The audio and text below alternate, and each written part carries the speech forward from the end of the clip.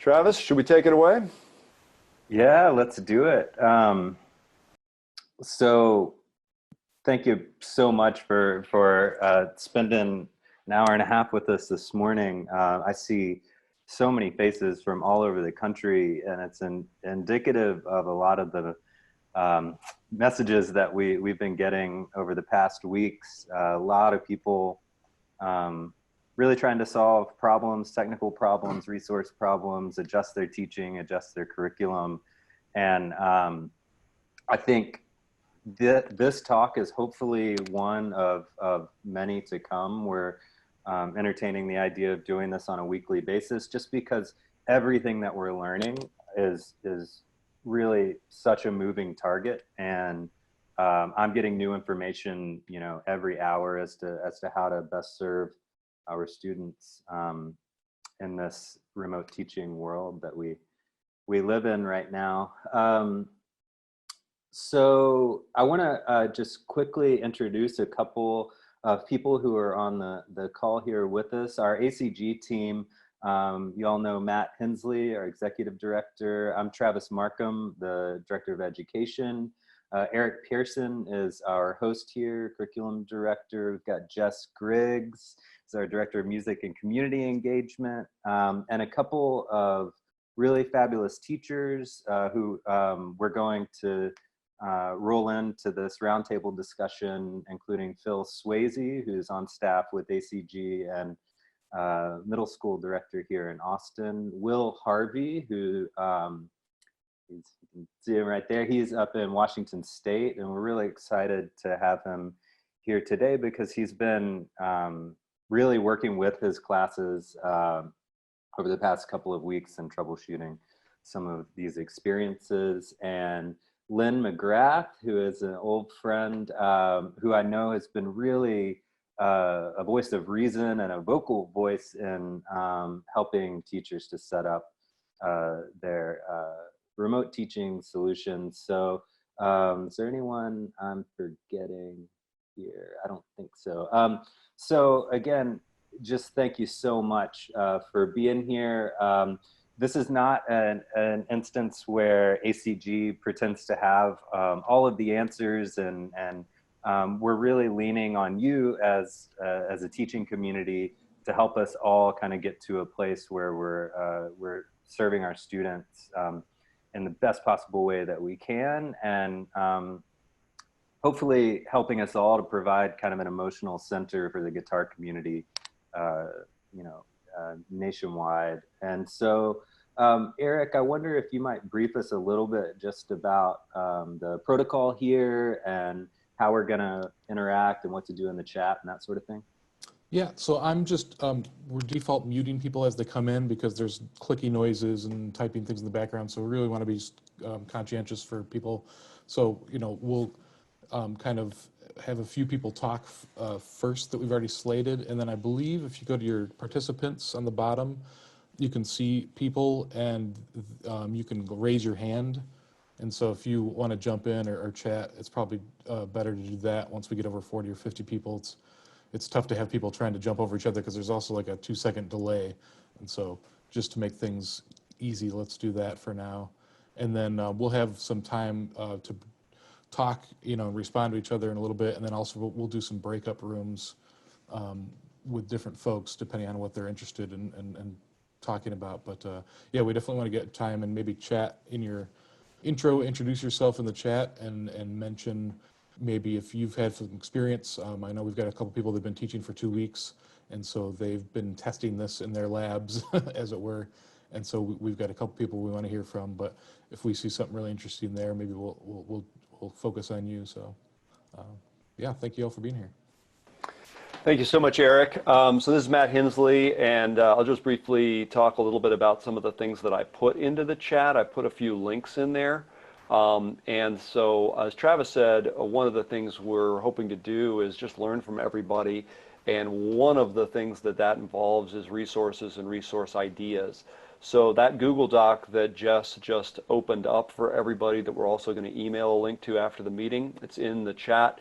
and it's called a Google Doc to share your resources, questions, and ideas. So, you know, as things come to you, as great ideas come to you that you would like to share with other people, discoveries you've made, could be technical, could be curricular, it could be a procedural approach or a collaborative idea.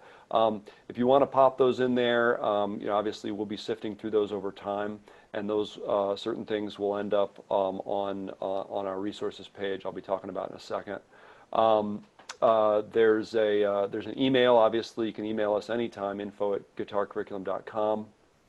We also have a teacher forum, and one, Carlos Cavazos, who's on the call here, started a thread there, and that thread is linked here, and the thread is called Help, How Do I Teach Classroom Guitar Online?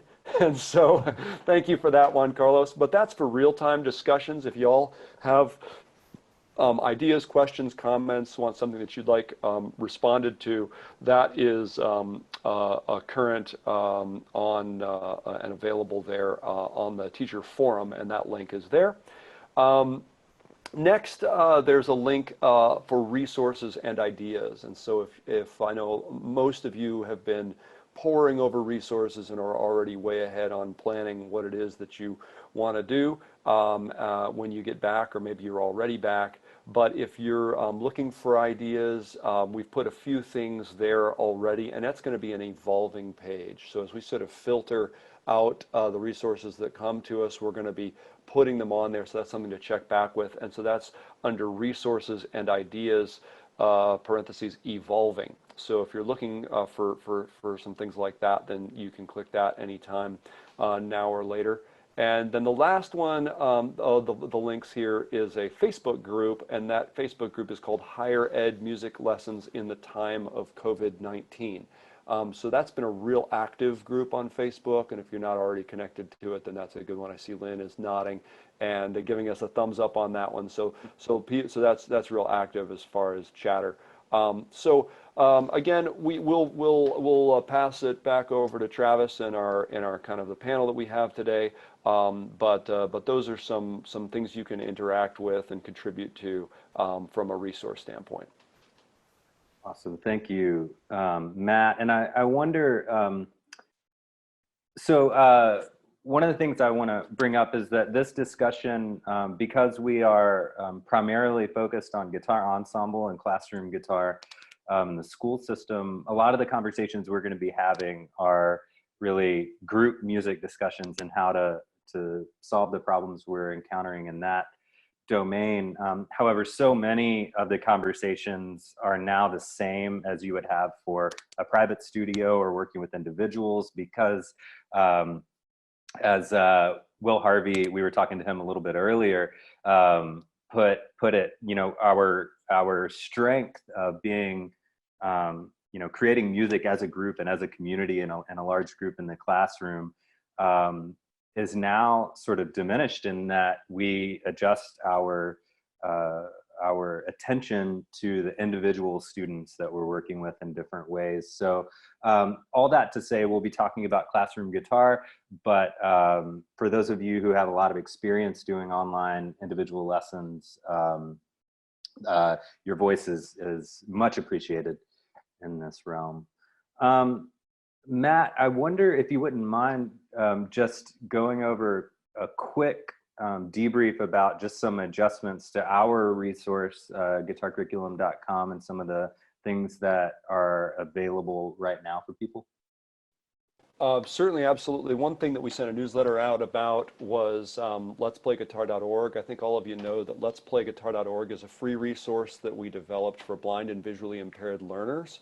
We're very excited about it, but it just so happens that it's 44 graded sequential solo self-study pieces, each of which has 4 or more audio guides connected to it. Now, some of those audio guides are, of course, about Braille learning, but sighted students can just ignore those. There's performances of each and every piece. They're all streaming online.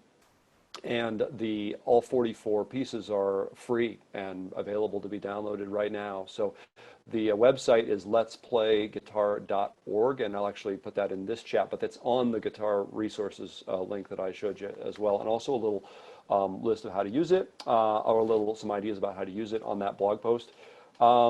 guitar curriculum, we've just made available all of the videos for anyone, subscriber or non-subscriber. And so that's also indicated on that resources page. We've got many model videos, so especially for intermediate and advanced students who are maybe doing some solo study that you'd like to assign. There's a lot of support in that regard, and that's mentioned in on the blog post as well. And then we are working toward a kind of opening up curriculum.com for this period of time for anybody to have access to it. So if you're not a current subscriber and you'd like to be able to access some things, we're going to try to get that available just because we're in this wild circumstance that we're all in right now. Travis, have I hit what you were hoping to hit? Yeah, absolutely. So, those are just some little things that are available right now through us. And there's just a ton of stuff that's coming out every day. There are lots of companies and organizations that are making their materials available broadly, often for free. So, one of the things that we're seeing, and we were talking to Phil Swayze about this earlier, is that there's just a wave of resources and information coming at all of us at one time. The problem is not actually the amount of things that I personally have to use, but sifting through or taking that step back and realizing that, okay, I'm going to use what I'm comfortable with right now, and to take the simplest approach in the immediate as I possibly can. So for me, in times like this, it's really important, again, to take that step back and prioritize and understand what we're really talking about. None of us have ever made the kinds of instructional adjustments that we're being asked to do right now. I think on one level, we are in such a powerful place as teachers of an expressive art. There's so much good that can be done in this moment. And I know my students really need this right now. I'm getting so many requests from people I haven't seen in years, asking for lessons, or if I can play something for them. So there's an appreciation for what we're doing that I think is a wonderful place to begin, and a place that we should acknowledge. I also think that we have to acknowledge just really what is broad trauma and confusion that's happening across the board for all of our students and all of our teachers. And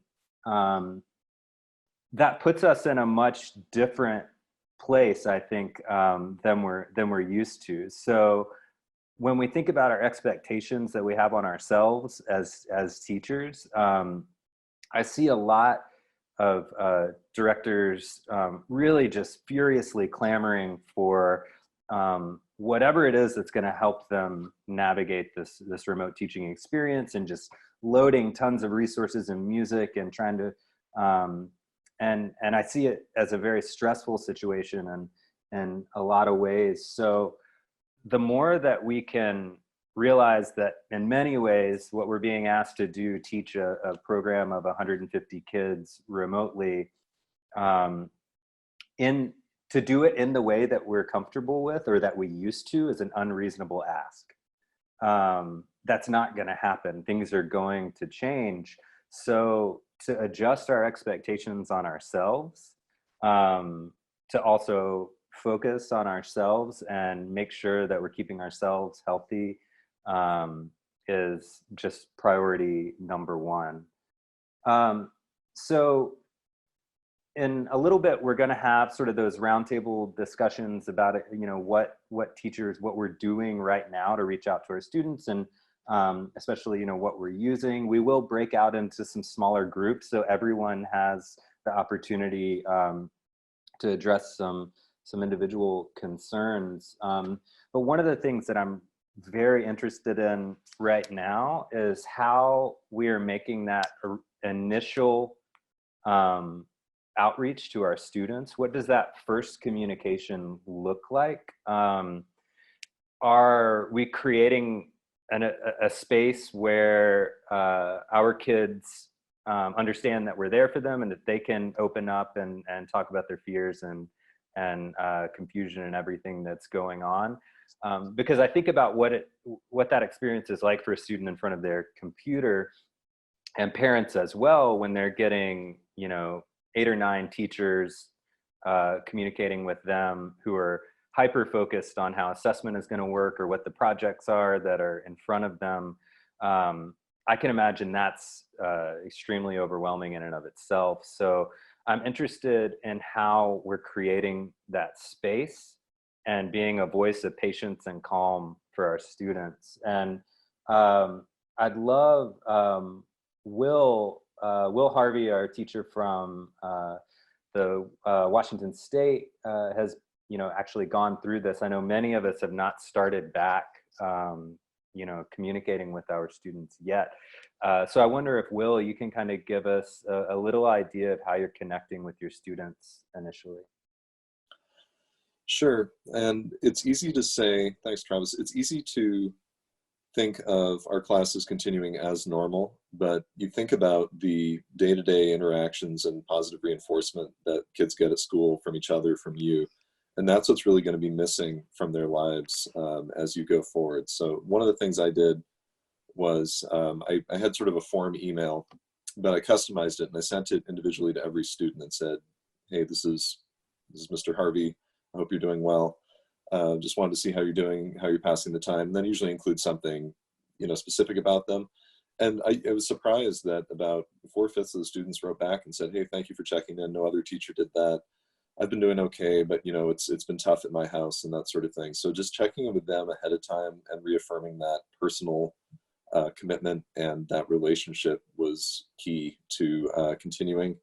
And then even when you have class, as it were, if you use Google or Microsoft, creating a form where you can say, hey, when we start, we sort of take attendance, fill out this form and you can have, how are you doing today? Doing great, can't complain, so, not so great, and terrible, and that way, and then you can see, who might not be doing so well and you can follow up with them.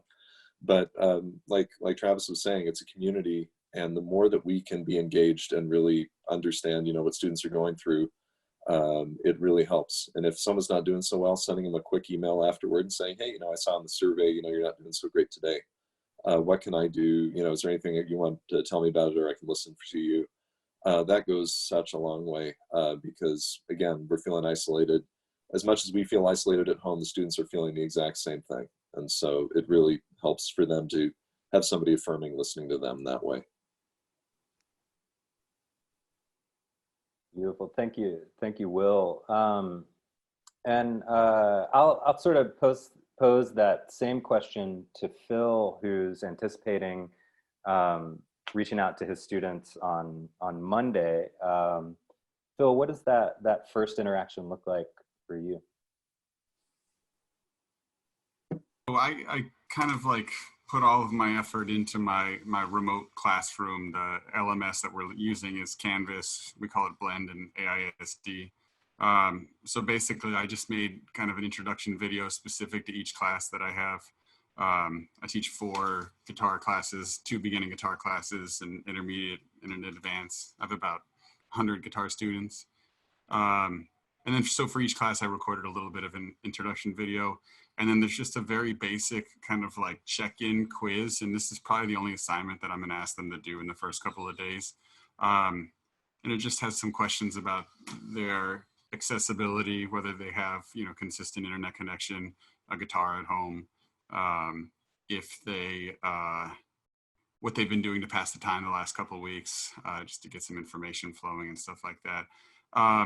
I'm trying to think about how certain things in the live classroom translate into the remote world. I'm used to addressing a class as a whole, but at the same time, when students walk into my classroom, I shake every single one of their hands every single day. So what will that gesture look like, in a remote setting? Those are the things that I'm I'm still kind of figuring out. The other thing that I kind of don't have the answer to yet is at what level I want to be involved in some of these, other feelings that Travis was talking about. That's kind of something that I'm battling with now. I don't want to like assume that I am going to be a person of strength that they're going to come to. So I'm going to let those things kind of evolve organically to keep kind of a signal open for those things to happen. But at the same time, just like I do in the classroom, really try to keep the focus on music making. So there's definitely some questions that I still have, and hopefully will be answered next week when I kind of see the level of participation that my students have in the classroom. Thank you, Phil. We just got Jeremy Osborne's here, and we're really happy to have him, our ACG staff. And I want to pose that same question to another one of our ACG staff. Joe Williams is our artistic director, and he works with ACGYO, our youth orchestra, and they've been working remotely now for a couple of weeks, and not so much the exact what software are you using or that, but from an emotional standpoint and a personal standpoint, what are you seeing and how you're making those first connections with the ACGYO students, and maybe how they're connecting with each other? Hey there, thank you, Travis. It's nice to see so many happy faces that I love and appreciate in one place. So as Travis was saying, I conduct the ACG Youth Orchestra, and I also work with Stephen Krishnan for our Youth Camerata and our community ensembles. And we, recognized right away that the rehearsal was not going to happen, and looked at what do we get that we can make of value in that time together. And there's lots of very specific things, just in terms of like project orientation stuff, but just absolutely squarely recognizing that in music and in these places, we can offer a social element that math, actually I know several of my siblings are teachers. They're dealing mostly with curriculum, giving assignments, and so they're not interacting or seeing their students, and their students are certainly not interacting with each other. So we've been using Zoom and that option to do breakout rooms and letting them randomly go off into groups in 3 and 4 and just share how they're doing, give them a few questions like, what's this wonderful thing that you did yesterday? What was the most enjoyable thing that you did yesterday? What are you listening to for those? Basically arm them with a couple questions in case there are teenagers that are unable to speak in that setting, but really making time within that time together that we are going to make music, we're going to get better at guitar, but no doubt about it, that connection that they may not have access to is a real privilege in that context, and placing that as a priority. Thank you, Joe. And so the model that you're using is one that some teachers are choosing, which is real-time interaction between students. That is not going to be what everybody uses. And certainly Zoom, I know most school districts are not using Zoom because of privacy issues and things like that. So as Will said, Teams was what they were using. So what I'd love to do is kind of get a little bit deeper into what's working right now for some folks. And I know, Will, you've got to go teach a jazz band class here in about 20 minutes. So I've got a couple folks that raised their hand, Travis. I don't know Oh, if you saw really? in the chat. Yeah, I messaged you, but I know Eric A. and Scott Camille had their hand up. So I wonder, Eric, if you wouldn't mind, could you moderate those questions for me? I'm having trouble getting them in real time. Yeah, well, Eric A., if you just want to jump in, cool. You should be able to unmute yourself. Sure thing. Thank you so much. So to go back to, I think, Phil's comment about greetings and whatnot, we in Kodai are given the instruction that in order to facilitate a class's learning and to know that the learning has begun, we start musically. So playing an ostinato or playing a warm-up or playing something that the kids know is a way to allow them to get their mindset in terms of that standpoint. Hey, I'm beginning to start class. Like in band, you know, one of the first things that's also done as well in band is the conductor goes to the podium and the first thing they do is they start warming up together. So it's that signal, that all call signal to the students, let them know, hey, okay, we've begun. Now, if it's an individual greeting, then that person can, as a teacher, if you're doing a Zoom, for example, can have the opportunity to give a 4-beat ostinato or a 4-beat rhythm and play it back between the teachers. Now, going to instruction, sorry, and that's just one idea. Going to instruction, I know I mentioned this to Travis and even, I don't know, I think I kind of showed a video to Travis in regards to this, but creating segments, like video segments of proper playing and then posting them could be something that could be used for the students as a reference at home. So, I mean, I'm not sure. I'm certain that the Austin Classical Guitar has something available on the website. But you know, going to a segment where there's a module where the students can say, okay, sitting properly, this is what it should look like. Playing the chords, this is where my hand should be. It could also be another format that teachers can use to record themselves doing, so that they can share it with their students. But I mean, this is just a couple of ideas.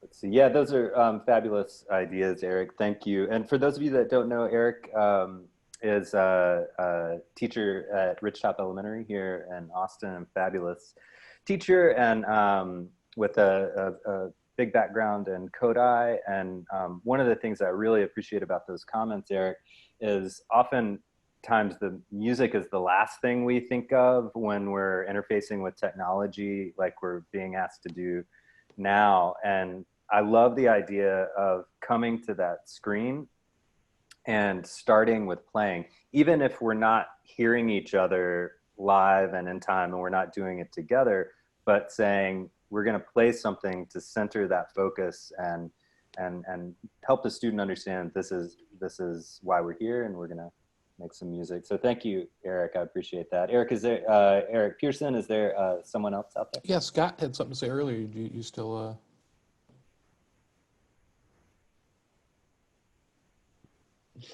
Certainly. Well, just speaking to what we started out the discussion with, I think our students are going to be very, very eager to see us. I've actually been on vacation the last couple of weeks, and I've never taught more in my life. I just sent out an email telling people that, you know, asking people how they were doing, and telling people that if they wanted to do lessons over break, that I was in the house and not doing anything.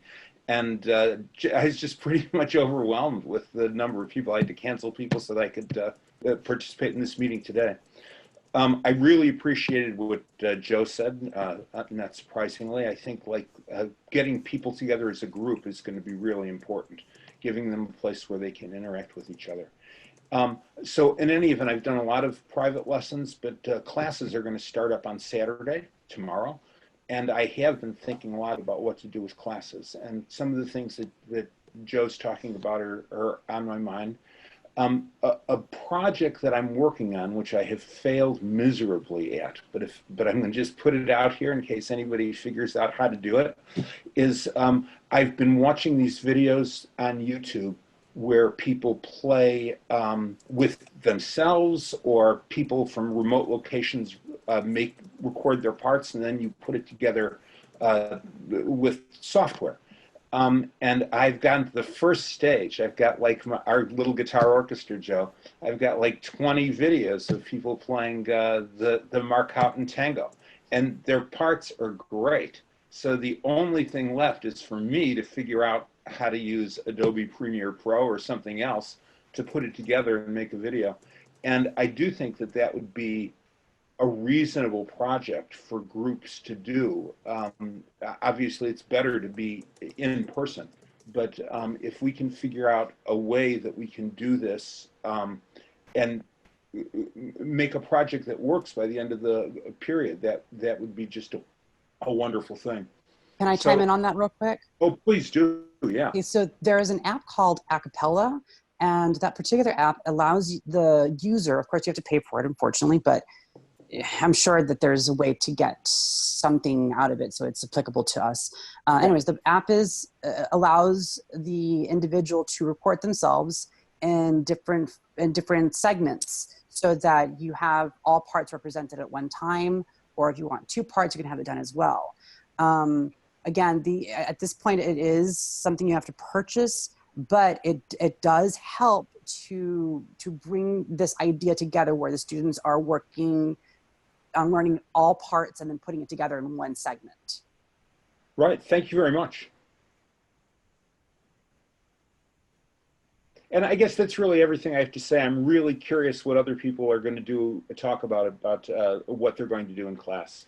Absolutely. Thank you so much, Scott. We appreciate it. And thank you, Eric. Joe, yeah, I think. Did you want to talk about what we're planning on in those regards? I mean, we brought up a cappella and kind of out of time creating a production. And so we're working on some interesting projects. Sure. So there is, the project that we're doing is for ACG Fest, which is a composition contest that won for this year, named by Brandon Carasamel, and it's called Solace, and it's very beautiful.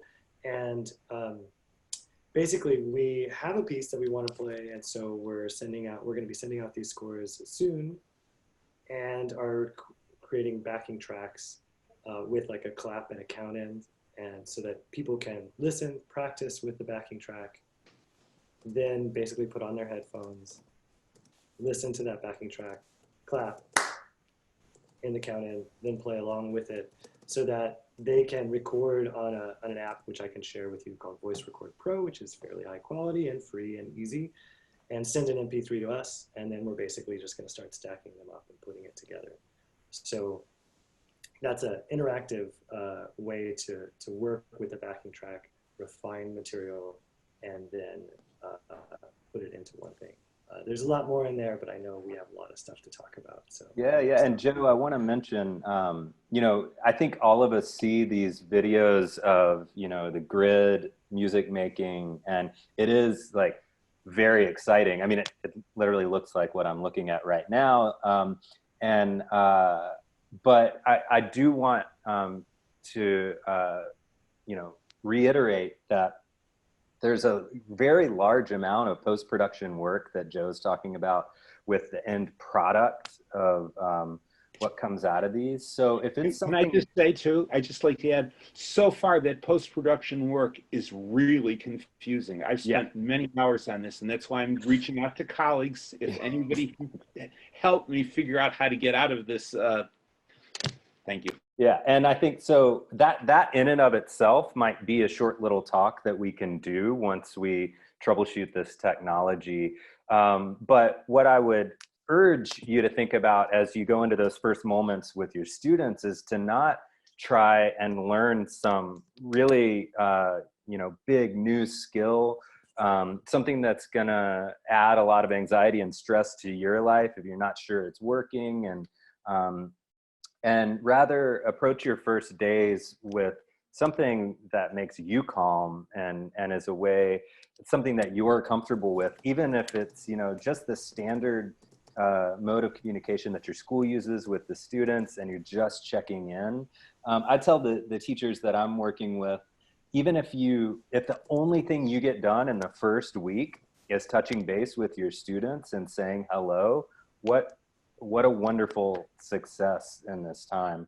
I want to throw, since we're going to lose Will here in a few minutes, I was wondering if you can talk about what your experience has been over the last couple of weeks working with your students.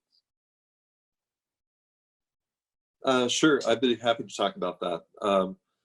As somebody who's forward in time, perhaps a week or two from where most of you are, my quick advice would be don't get ambitious too soon. Check in, do one thing at a time really well.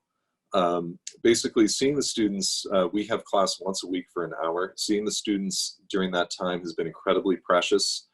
A lot of that time has been productively spent letting students talk in the chat and answering their questions about where I am, what I had for breakfast. I mean, this sounds totally tangential to anything relating to guitar teaching and music teaching. But again, it's that reconnection and that understanding of where they are. It's so easy to want to delve into content and into product, but the simpler you can make it, and the more, and the word that's been really tossed around a lot, and you've probably heard it a zillion times, is asynchronous.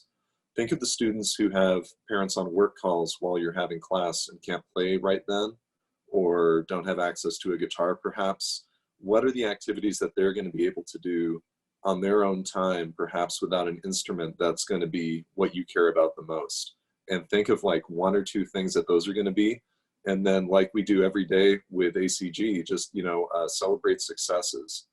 Somebody who has a great response, or, you know, plays something, with their permission, share it and say, hey, this is a wonderful thing that happened this week. Again, I cannot stress it enough. You have great ideas about what you want to do, but I think the simpler you can make it, the more streamlined you can make it, the more the students will feel at ease and not, you know, crushed. Because you think of how distracted we've all been with what's going on right now. Those students are just, if not more, distracted by being at home and having cabin fever and needing to negotiate being with their families, as well as, you know, living up to teacher expectations. So that's kind of what we found has been successful. And it's not also something from the future. It's not as scary as it seems. It's really easy to think, man, this is going to be very daunting. And there are parts that are daunting.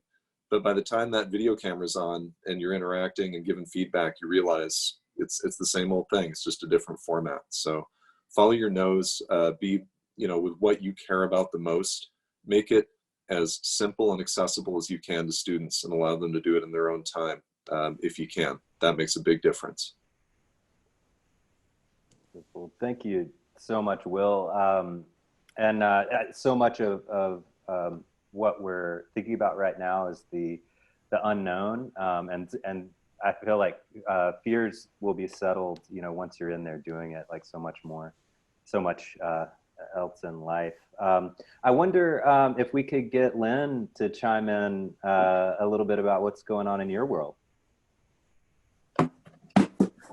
Unmute my audio. There I am. Hi, everyone. So I'm on week 3.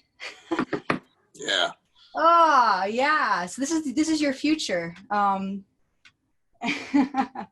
It's been wonderful, but yeah, very challenging. And I'm agreeing very much with what Will said, in that I have a tendency to overdo things anyway. So I have just not stopped for 3 weeks. And so your future self is saying, slow down, take it easy. The amount of, I've made 40 videos, and some of them are great. I'm very proud of them, but I realized after just recently, honestly, that I have way too much content for my students, and I'm throwing it at them, and I'm afraid they're going to get overwhelmed. And what I'm doing for my ensembles is a mix between synchronous and asynchronous. So we're not meeting every week. We're going to meet, especially with the beginning when everything hit. I wanted to give them time to kind of adjust and process.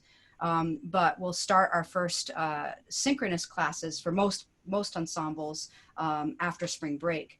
And so basically, this idea that I felt like I had to produce content that equaled exactly the number of minutes that I'd be teaching. And that was one of the biggest mistakes I could have made. So that's a lot of content. And in a class, you don't realize until you're out of that situation how much downtime and transition time. I mean, even I'm doing 24 hours of private teaching a week now.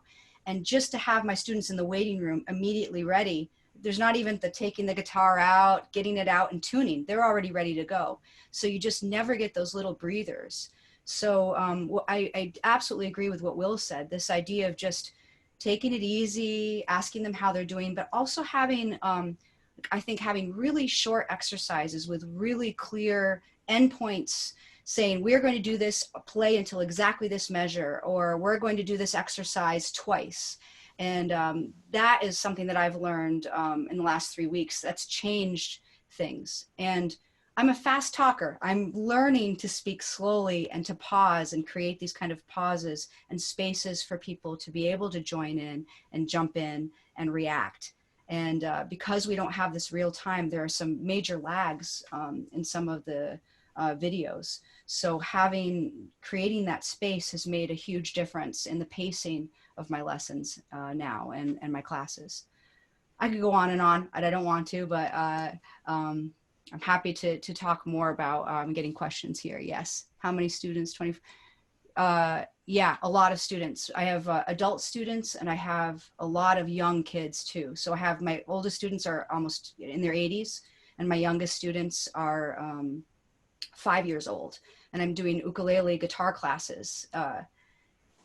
So I will say one other thing that's been really helpful. I mentioned in the chat, in the chatting room, is that I made a checklist, which has changed everything. So basically, it's a way of organizing the content where they have to check off things. So they get a list of all these things that they're supposed to do, and they send back a photo of them sitting in proper position, or a short video of them playing along with one of my videos or another video. And they're just short little snippets. But that's the way that I can keep that personal connection with them. And so I've done a lot of online teaching at community college through music appreciation. And one of the lessons I learned over those many years was that people don't want to feel anonymous. They want to feel like you care. And you can't just give them that look in that same way in a class. So just by making a quick video response on your phone and sending that, hey, Lana, you rocked with that position. You were doing great. Can you try now to land closer to the fret when you play F? Just that 2 seconds that it takes since sending that can make the difference for that kid. And they can't wait to see what you respond to. So now I'm trying to teach less for the classes to make my synchronous time more chill and letting them do some things. But I'm spending that extra energy giving them that more personal feedback. So I've talked enough. I'll mute myself. No, those are just such wonderful recommendations. And, you know, I'll double up on that. I was talking, I taught a lesson yesterday to a student, and I was just blown away at how little we got done in this format. Like, I'm used to moving at just a vigorous pace. And I think that that's indicative of a lot of teachers. And I was so surprised, like we got to the end of an hour lesson and I was like, we got through maybe 1 or 2 little phrases that we refined. And so that was surprising. But we also spent a lot of time talking about a lot of other things and how wonderful it was to see his face and, you know, all of those things. So, but the other thing he mentioned is in a classroom setting, he's a part of a larger class and they tried the Zoom sort of group lessons. And he said it felt like a tremendous waste of time, that there was no individual feedback, that we were basically listening to each other and not doing anything. So this idea that Len brought up about feedback is crucial in these settings, that's where that, you know, true interaction happens. Because when we're in a class, you know, we can look at an individual and have that moment and say something. Here, we're just sort of always looking at this machine. And so what you say and the feedback, both positive and negative in this process is so important. That is the fuel that keeps the motivation and the interaction going. So thank you for that, Lynn. And I know we're getting a bunch of questions, but I want to also hear from Phil Swayze, who's setting up his virtual classroom and doing a lot of planning right now. Yeah, thanks, Travis. So yeah, there was a question just on the chat about kind of the information that I'm going to try to poll my students on like the first week or so of class. And for me, it's going to be pretty simple. I think like my quiz, it just, you know, there's a question about technology access, about instrumental access. I think about like 80% of my students have a guitar to practice on at home. So it's a side concern that maybe my students don't have instruments, and how am I going to get those out to them, kind of following the procedures that my administration, campus administration, and district administration have set forth. And I think Lynn had some great points also about, do you have a quiet place to practice? Do you have a space to record that you feel comfortable in? I think there's gonna be so many like issues of intimacy that are kind of exposed in this, that we're gonna be entering students, private places. We're gonna be, like watching them record in their bedroom. And I've done video submission projects in the past, like even kind of as part of a flipped classroom or whatever the way of expressing that is. But I mean, this is something that we need to be sensitive about also, and that allowing students to only submit audio submissions, or just being very flexible about that. So yeah, my kind of like greeting to the students is that I think there's some silly questions on there, my kind of initial interaction. I also kind of wanted to stress some other things that in Lynn kind of touched on this also. We as teachers have a lot of anxious energy that we usually channel and funnel into a live classroom. I feel this way like the first 2 weeks of summer break every single year. I look forward to it. I look forward to it. And then I'm kind of bummed for 2 weeks. I'm like, what do I do with myself? And this is part of, I think, what a lot of people are feeling now. And I think there are other outlets other than, specific interactions with students to kind of improve ourselves for our future teaching career also. This is a temporary moment. This is a moment that's going to last for months. And we're going to be in front of live classrooms next year. So how can we use a portion of this time to better ourselves professionally? For me, it's realizing that I used to be a guitar player before I started teaching. And I used to love just like sitting down and feeling like my smoothly filed nails sliding off strings and practicing. And this is something that I've gone away from in the last 3 years. So I'm going to be a more passionate classical guitar player when I enter a classroom in the fall, because I've spent time practicing and reconnecting with that. And that is student-centered. That is with my students in mind. And it could be other things like improving our linguistic skills in our own language, our writing skills, or in a second language to help communicate with our families better. So I think there's lots of places where we can put this anxious energy that are still student-centered and will have an impact once we enter back into live classrooms. Phil, that was beautiful. This is Matt Hensley, just reacting and seeing a lot of people reacting to that as well. I can't help but think that that'll have impact in your classrooms right now. To be able to authentically walk into a virtual classroom like this and maybe share the thing you're practicing right now, the thing that you're excited about.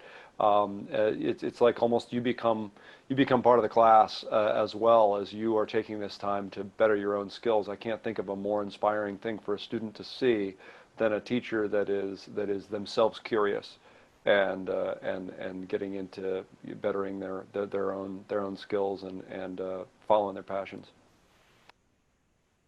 I think Melissa has been waiting to chat in. I'd love to hear what you wanted to contribute, Melissa. Hi.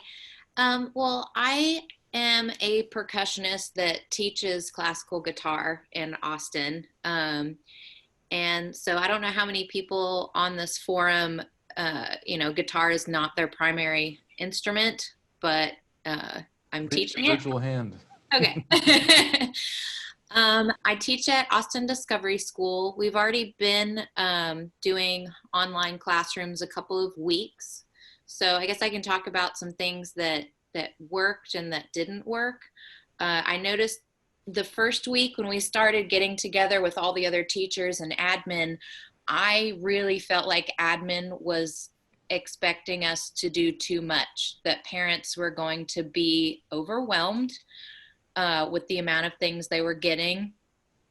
And I felt like it was important that I teach something different than like a general classroom teacher.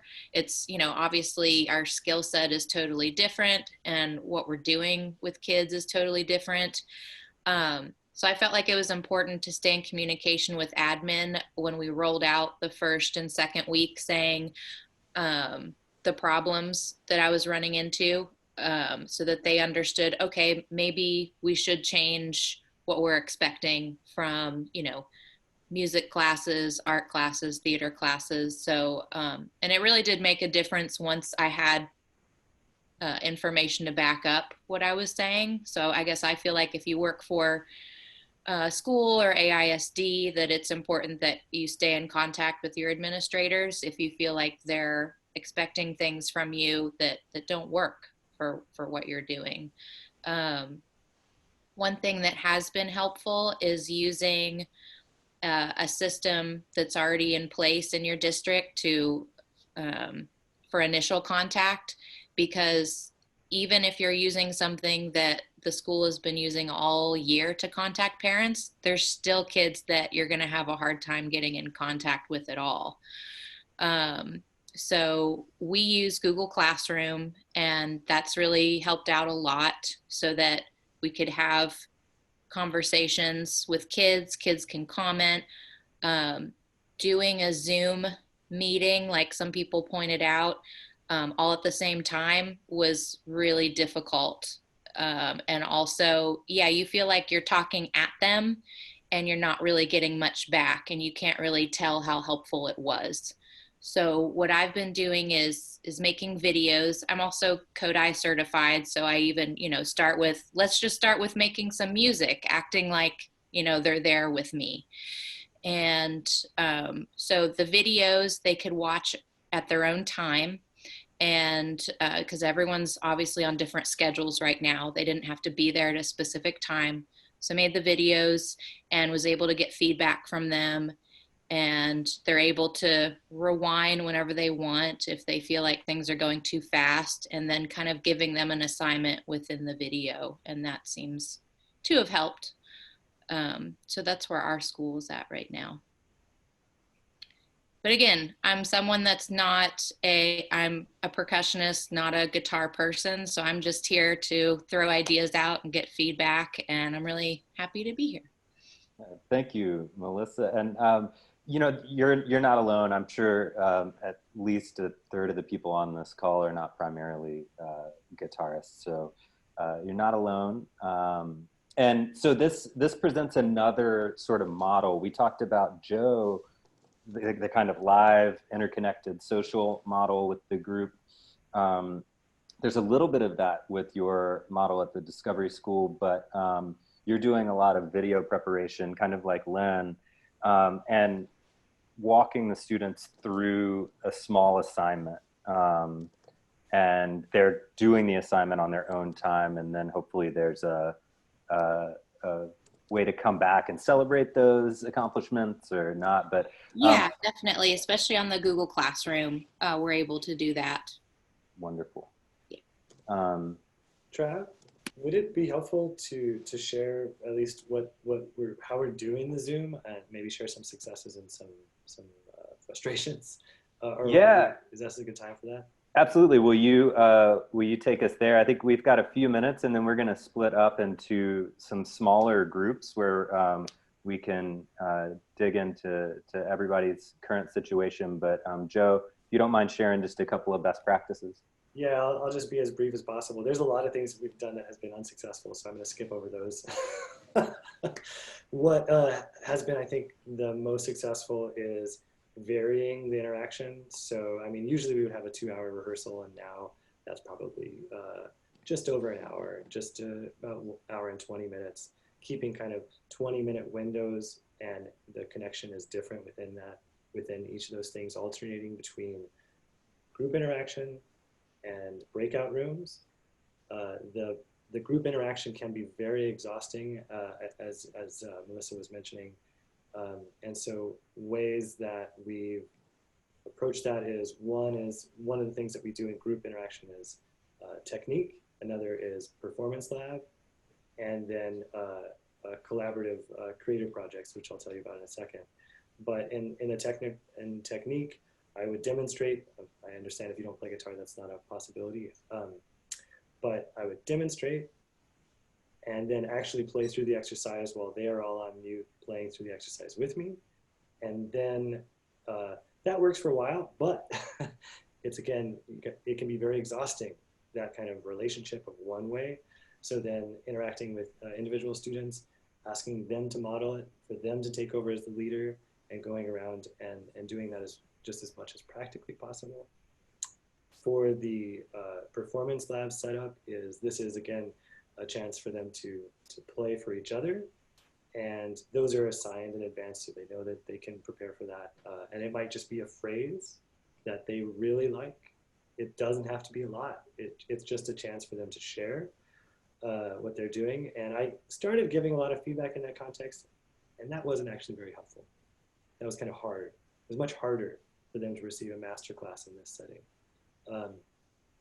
Then within the breakout groups, I would have them also play phrases for each other from stuff we're working on, or they would do performance groups in a smaller setting, which is great. Also giving them a chance to kind of talk about their life and their world at that moment. The collaborative projects that we're trying to say, okay, well, we need some capstone things, some things to work on in the future, things to work on either together or separately. So things we're working on are pieces that are kind of, that have repeated sections and are open to interpretation. Something like Malagueña, where I can give them like the gc.com Malagueña, which is very beautiful and clear arrangement that has an 8-measure phrase that's over and over. And then they get the scores, they can learn how to play any of the individual parts, or they can make up their own part to it and start to interpret that. And then again, that's something that they can record on their on this little app, and they can listen to. We do this with Amazing Grace. We can do this with other stuff. And then the last collaborative part is having, like, something so cool is to have, we haven't done this, but we should have Lynn come in and play for the group and just be like, hey, here's our friend Lynn, and she has some beautiful things to share, and this is somebody who it's fun to get to know. You know, I think that's a totally possible thing that we couldn't do in other contexts just so easily. Yay! Yeah. So that sort of setup of a variety of things to do in group and a variety of things to do in breakout rooms, and hope and really trying, I think, over the next few weeks to open the space for them to design capstone projects that they would be directly involved in the decision making.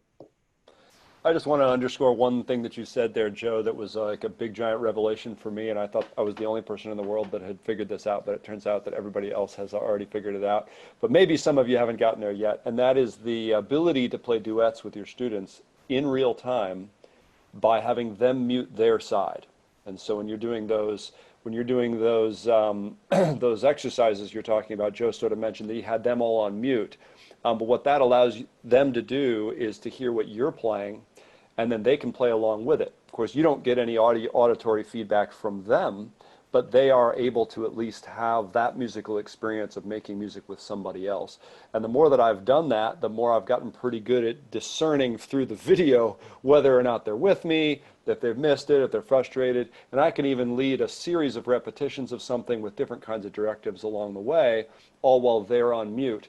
Because obviously if they're not on mute, then the Zoom system will be trying to differentiate between us and the whole thing comes out all garbled. So one way to kind of have a hack at this point of playing together simultaneously is to put the students on mute, and then you are playing the teacher part or one of the duet parts, and they're playing along with it. Can I interject there, Matt? I think, so I've spent a lot of time working with Zoom and other streaming technologies, and probably advised a dozen people this week. And one thing I just want to make sure everyone's clear is that the delay would make playing live over the internet impossible. And there's not like some magic app or the different mic that'll solve that. So if you haven't spent a lot of time with this, just beware, you have to figure out some kind of call and response, or like Matt was saying, they mute themselves, so there's just one version of the audio going out. Just because it's going to be, if you're lucky, a couple seconds delay. But I do have some solutions for doing one-way performances with lag, and we're going to actually be doing a concert this Saturday with Grisha Goryachev, the flamenco guitarist, using Zoom. And I'm going to put together, I've got a written a tutorial on that, and I'll probably do an instructional video to show that. But I do really quickly see if I can screen share my desktop. And so I guess that share won't work. On the bottom left where your mic is, if everyone goes to that under audio settings, if there's a little caret with additional things just to the right of the mute button, and under the bottom there's audio settings, and then under audio you'll see automatically adjust microphone volume. That is not great for music, so if you're trying to play an example or vice versa. And then down below on advanced, if you click that, it'll say show in meeting option to enable original sound from microphone. You want to allow that, check that, and then disable as much as you can from the suppressing background noise or suppress intermittent background noise. All that stuff is where music lives, and Zoom is designed to make vocal communication low latency and good enough, so it compresses and cuts off all of our frequencies. And now you see turn on original sound as an option up on the left. So this makes it better. It's not great, but it's better. And then I've got a way that I can show people if they really need to do performance with kind of CD quality audio. It's more complicated, but we'll be testing that out this week, and I'll send a link with that tutorial when it's ready. And all of that is comprehended. If you didn't get all of that, there's a video linked to for optimizing Zoom for music on that guitarcurriculum.com resources page, which is the top. So if you want a refresher on that, that's all. There's a link to a video that explains that. Should we break out, Travis? Is that the next step? Let's do this experiment. And so we're going to break out into 4 or 5 rooms. These are not distinct to a specific topic or anything. It's just so we can have a smaller group conversation. So you should get an invite from Eric to break out to a specific room, and we will come back in about 20 minutes, reconvene, and we'll see you then.